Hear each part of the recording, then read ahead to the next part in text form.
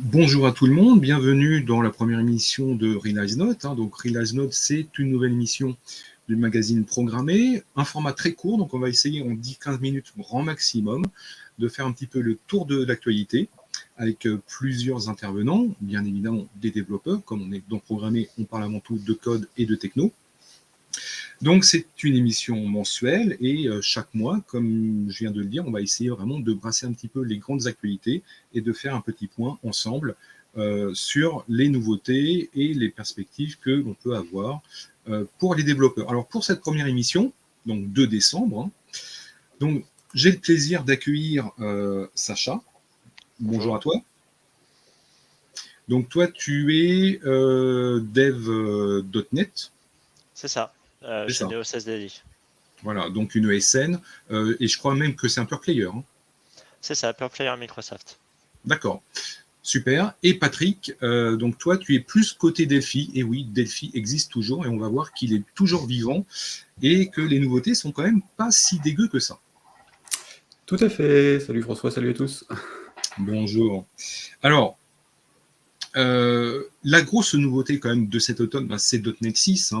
Je pense que Sacha, tu me contrediras pas dessus. Donc .NET 6 vraiment très très attendu quand même par une partie de la communauté. Très grosse version, version long term support, donc le fameux LTS. Voilà. Après une version 5 qui était plutôt mitigée avec peu de choses. Et donc, on s'est aperçu quand même que la V6 apportait quand même énormément de choses. Alors, même si certains éléments ont été tronqués à la toute dernière minute, je pense naturellement au fameux projet MAUI qui a été retiré en fait de la stack principale, même pas une dizaine de jours avant la release finale.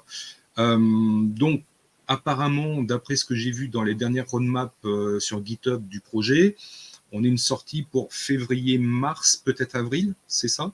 Oui, c'est ça. Alors, est-ce que tu peux nous recadrer un petit peu ce qu'est ce projet? Donc, c'est une nouvelle stack multiplateforme pour faire un dev multiplateforme. Ça prend la relève un petit peu de Xamarin? Alors, c'est un peu ça, mais pas tout à fait. MAUI, en fait, ça a pour objectif d'intégrer dans plusieurs plateformes différentes l'environnement .NET avec la dernière version de .NET et permettra de cibler notamment Android, les systèmes iOS, les Mac et l'environnement Windows, donc avec WinUI. Ça aura l'avantage derrière d'avoir une certaine abstraction sur les systèmes sur lesquels on va travailler. Et comme tu as dit, donc ça ressemble un peu à Xamarin, car les équipes de Xamarin ont été aussi intégrées dans le développement de MAUI. D'accord. Alors, est-ce que ça reprend aussi un petit peu ce qu'on avait vu avec la plateforme UWP, qui n'a pas franchement prise d'ailleurs, entre nous, qui a été quand même un petit flop, Alors, ça reprend notamment UWP et ça va justement se baser sur UWP et WinUI pour fonctionner.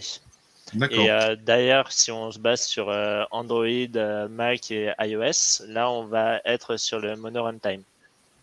D'accord, ok. Alors, ce que j'avais vu effectivement quand MS avait annoncé ce décalage, donc on était en octobre 2021, en fait, 70% des features n'étaient toujours pas implémentées effectivement dans la pile technique. Alors là, j'ai un petit peu regardé ce matin, donc là on est mi-décembre presque. On est plutôt à 80% presque ou 70% qui sont quasiment implémentés, mais il reste encore du boulot quand même. Oui, et on a aussi la capacité de pouvoir avoir accès à un MAUI Preview sur la version de la Visual Studio 2022. Donc ça permet déjà aux personnes de pouvoir toucher à la bête avant qu'elle sorte. Ouais. Donc c'est assez intéressant. Ils ont mis ça en place un peu en contrepartie aussi de ce décalage. D'accord, ok. Alors, Patrick, alors je disais que Delphi effectivement n'est pas mort, et oui, incroyable mais vrai. Alors on rappelle quand même très très rapidement que Delphi, c'est quand même un très vieux environnement de développement qui date du début des années 80 quand même, lorsque Borland avait sorti les premières versions de Turbo Pascal, quand même. Oui, C'est Delphi peut-être 95 quand même, hein. Pas si Ah, vieux que c'est ça. si récent que ça. D'accord, ok. Ah ouais, ouais. Bon, autant pour moi. Alors, Windows. donc, tu as eu la DelphiCon il y a quelques semaines, où il y a eu quand même quelques actus assez intéressantes.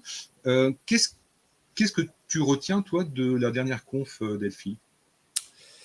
De toute façon, déjà, le fait que, effectivement, comme tu le dis, on est loin d'être mort. Là, sur les versions récentes, la dernière version étant sortie en septembre, Embarcadero, qui s'occupe du développement de Delphi, et s'est concentré sur tout ce qui était nouvelles API Windows, tout ce qui est écran 4K et choses comme ça. On a la nouvelle version, on a un compilateur pour Mac ARM qui est arrivé en septembre aussi. Donc, on peut dire que ça bouge. Sur les conférences, on a été à je crois que c'était une trentaine à peu près, 30 ou 35 conférences qui ont été faites d'une heure à peu près, dont une vingtaine en live pour les questions-réponses de différents intervenants, et il y a eu pas mal d'inscrits. Enfin, là sur celle que j'ai pu voir, il y avait environ 10 000 personnes sur les replays de celles qui étaient enregistrées que j'ai proposées. Donc c'est quand même pas mal. Sur un truc en anglais uniquement, c'est plutôt sympa. Et c'est vrai que contrairement à d'autres environnements, on reste sur du compilé. Donc on est en multiplateforme avec Delphi maintenant. Donc il se concentre toujours sur Windows, puisque l'environnement lui-même ne fonctionne que sous Windows pour la programmation. Mais par contre, pour le fonctionnement, pour les programmes qu'on génère, on reste sur du iOS, Android, Mac, Windows et Linux. Donc, et du coup, maintenant Mac, Intel et ARM. Et il semblerait que la plateforme ARM qui a le vent en poupe soit aussi ciblée sur les versions suivantes. Ou en tout cas, c'est toujours dans les choses qui sont évoquées à chaque fois. Sauf que là, ça a été évoqué dans la roadmap, donc dans l'annonce de la roadmap. Donc je soupçonne qu'on ait du Intel ARM d'ici peu, et éventuellement Windows ARM qui suivra derrière. D'accord. Donc pour Delphi, et puis C++ Builder peut-être aussi, ça reviendra sur le tapis à un moment ou à un autre. Ouais, donc là, par contre, on est plutôt target 2022, voire du 2023. Le Linux ARM, je suis pas sûr. C'est vrai que Raspberry, ça fait quand même quelques années que, que beaucoup de gens le demandent assez régulièrement, et il y a déjà des solutions en passant par TMS Webcore qui utilise Pass2JS, un transpiler Pascal vers JavaScript, donc qui permet de faire des paquets d'installation pour toutes les plateformes en fait maintenant, parce que ça fait du web en Pascal. Mais effectivement, je soupçonne que le ARM Linux soit sur 2022. Il n'y a pas d'annonce officielle là-dessus, c'est vraiment un ressenti personnel par rapport à ce qui se passe, mais il bouge pas mal sur ce genre de truc, et ça fait longtemps qu'on en parle, donc il est possible qu'il y en ait quelque chose. D'accord. Alors, sur la partie Totem 6, est-ce que tu peux nous redire un petit peu, parce que en fait, avant de la sortie de Totem 6, donc on avait le framework .NET, on avait le .NET Core, on avait le .NET standard, même si c'est beaucoup de sémantique quand même à la base sur un certain nombre de choses. Qu'est-ce qu'on a aujourd'hui concrètement? Est-ce que Microsoft unifie un petit peu enfin toutes ces notions-là, ou est-ce qu'on a toujours le même patchwork de solutions? Alors, sur .NET 6, on va avoir un framework avec un SDK .NET. Et derrière, ce framework-là va pouvoir être dérivé en différentes plateformes. Donc, sur des fichiers de configuration qui sont des CSproj, on va pouvoir spécifier .NET 6, Android quelque chose, etc. Et on va toujours travailler sur la librairie commune, donc c'est la Net Standard, donc, qui est une librairie qui est partagée à l'origine entre, par exemple, .NET Core et .NET Framework, qui va permettre de communiquer entre les deux types de frameworks. Et derrière, on a la base class library, il me semble, la BCL, qui va aussi implémenter des optimisations supplémentaires. Donc, l'objectif, c'est d'avoir vraiment un framework qui soit très simplifié, sans avoir à se casser la tête à chaque fois à se dire ok, j'ai .NET Core 3.1, qu'est-ce qu'il me faut comme version de .NET standard pour fonctionner avec .NET Framework je dois avouer que moi, quand j'ai commencé le .NET, .NET Framework, .NET Core, .NET Standard, etc., j'étais un petit peu perdu. Donc, pour moi, c'est vraiment une grosse avancée, surtout sur les postes de développement junior. D'accord. Alors, pour vous deux, bon, on a vu que le multiplateforme, c'était quand même aujourd'hui une tendance de fond, bon, même si c'est pas totalement nouveau. Bon, Patrick, tu nous as rappelé que Delphi était capable de targeter un certain nombre de plateformes. Sacha, tu nous as rappelé effectivement l'importance du core platform dans la partie .NET. Alors, ce qui est aussi intéressant, c'est qu'on a vu Kotlin qui annonce Kotlin multiplateforme aussi, donc la possibilité vraiment de targeter, en fait, de cibler aussi bien le mobile que d'autres cibles systèmes. On a Flutter, évidemment, ça c'est incontournable, effectivement aujourd'hui. On a la partie .NET. Est-ce que vous avez un avis sur tout ça?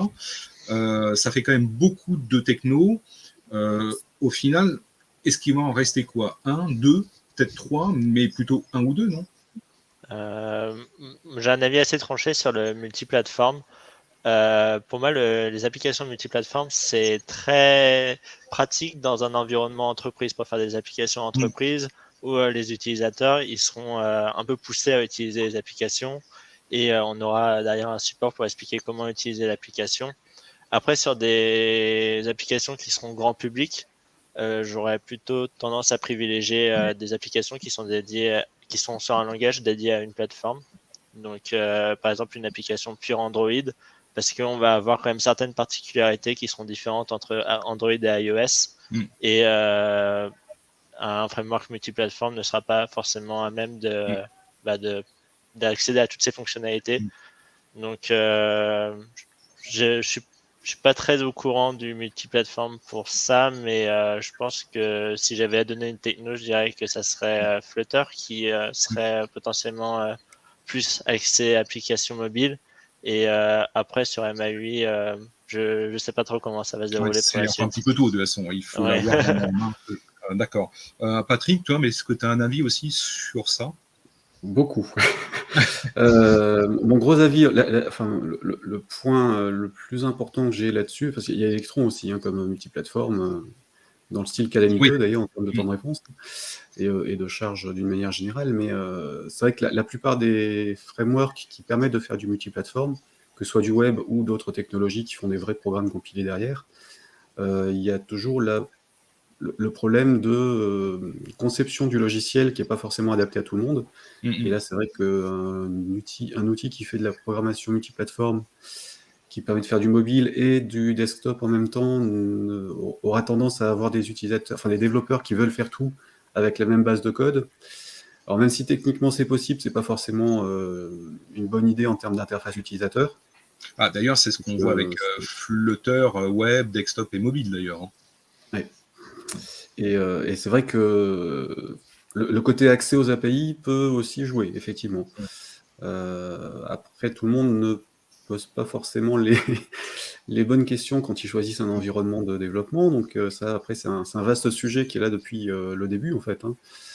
Ça fait tout à fait. ans que je fais de l'informatique maintenant, de la programmation, et depuis que je le fais à titre professionnel, j'ai toujours vu des problèmes on a plein de trucs qui circulent dans la presse, ça s'est accentué avec Google qui pond son langage tous les 2 ans et qui essaie de l'imposer à tout le monde en écrasant le précédent. Pareil pour Microsoft et les frameworks. Donc bon, dans 5 ou 10 ans, je ne sais pas qui restera. À mon avis, ceux qui auront su s'adapter aux différents environnements et qui garderont une compatibilité ascendante.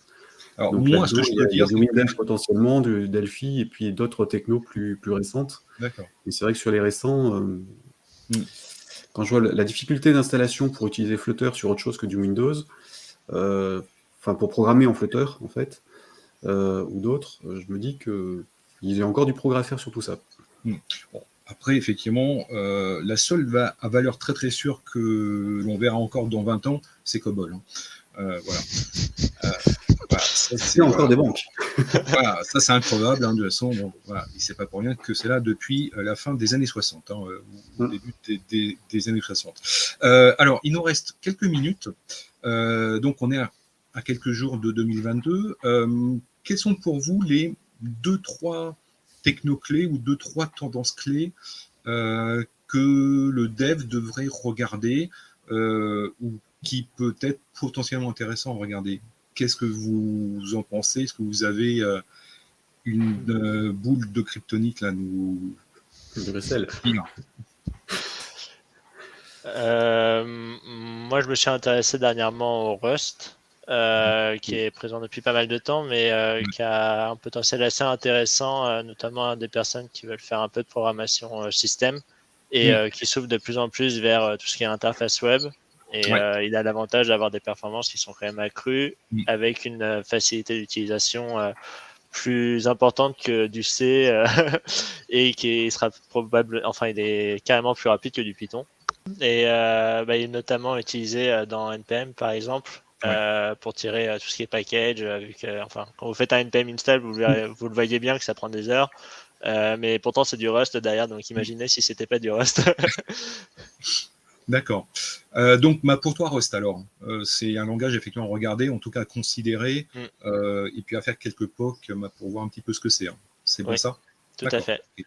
Patrick, est-ce que tu as une techno ou deux à nous mettre sous la dent là, pour 2022? Je sortirais bien celle que je préfère, mais j'aurais tendance à dire JavaScript, bizarrement. Ah ouais, pourquoi? Parce qu'en fait, on l'a partout. Et même pour des outils multiplateformes, en fait, connaître JavaScript, c'est savoir aussi manipuler un petit peu des trucs en C, tout se retrouve à peu près là-dedans. Et mine de rien, sans site internet, la plupart des entreprises tout le monde a un site internet. Donc de toute façon, il faut savoir en faire.